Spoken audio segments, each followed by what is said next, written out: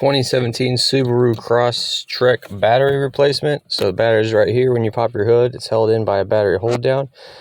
We gotta get this wire harness off of here. This is actually like one of the harder parts of the job, in my opinion. It has a 10 millimeter. You can kind of unscrew that. It'll just kind of keep spinning, but you got to pull that off of the stud here. Just pull it up.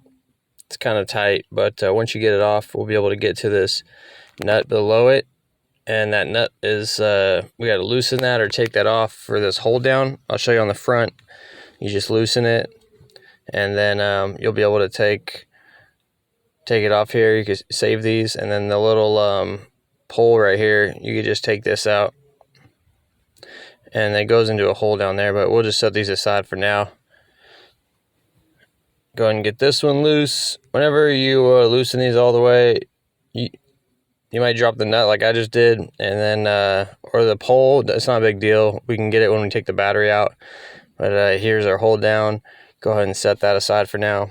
And like I said, I'll go in there and get those. You could try to use like a magnet if you want to get it right now, but there's a lot of like cracks and crevices down there. I'm just gonna wait until after I get the battery out. Alright, so let's loosen the 10 millimeter nut on the negative terminal clamp. You don't got to take that nut all the way off, just loosen it, and then you should be able to wiggle this loose. Sometimes they're stubborn, but just loosen that, make sure it doesn't hit back on there. You put like a rag around it, or just, you know, secure it somewhere. And then I had to use the open end on my wrench for this one, because on this battery the maintenance cap's just kind of big. So once I got this one loose, this was pretty tight and stubborn. So what you can do is take a screwdriver, a flathead, and hit it right in the middle of that little crevice right there. So something like this, just kind of gently tap like right here in the middle, and it'll break this clamp loose, or it'll just kind of separate it a little bit. As you can see, it's a little bigger now, the clamp where it meets. Just hit the top of this with a hammer gently, and then it should make that a little looser. This has some corrosion on it. I'm gonna have to deal with that. So yeah, but once we get that off, I'm gonna just I take this and kind of secure it behind a hose, and this one I just kind of wrap it around a hose to just gently hold it out of the way and make sure it's not arcing on the frame. Remove the battery. Just put it right here. I got my new battery here. This battery is actually from Toyota, but it's pretty much identical. So make sure the terminals are the same. You can switch this handle over if you like. Some people don't like to switch these little like battery covers over. I do it. I don't know. I just feel like they're there for a reason, like maybe like blocking from heat or something. So I just switch them over. But you could put these handles over too, but you don't have to. They're kind of a pain to kind of get out of the old one and put in the new one, but you can. So going in here, I got my old little pole, and the nut was over here. So I'm going to take these and set them aside. So you should have these two poles, two nuts, and then the clamp.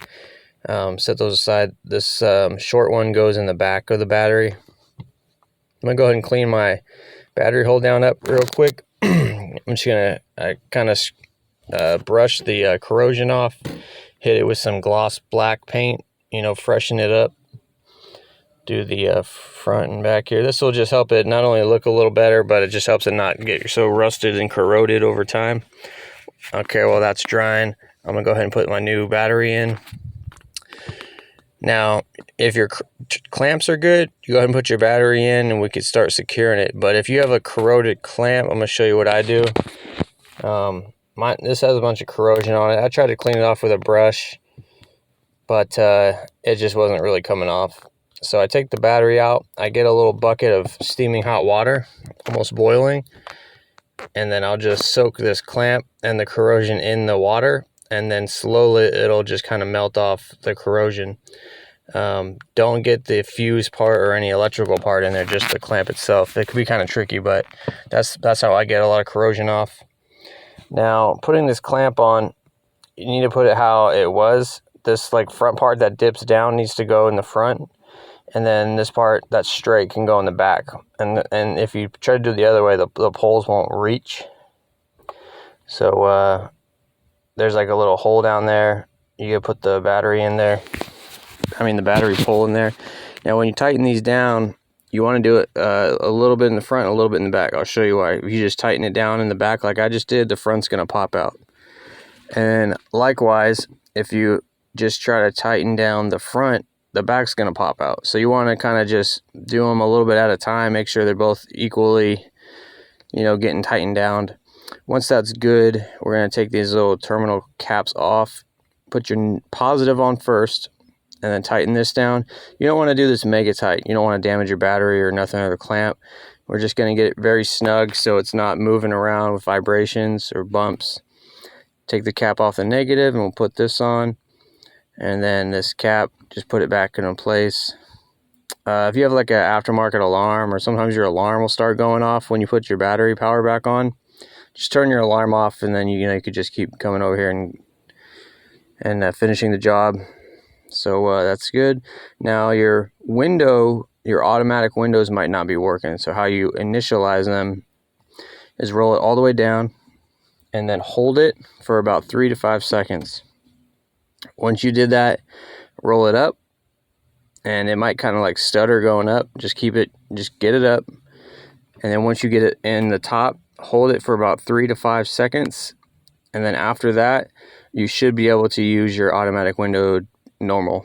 You just reminded the motor where the start and stop point is. So that's it, guys. Hope this video helped you out. Thanks for watching.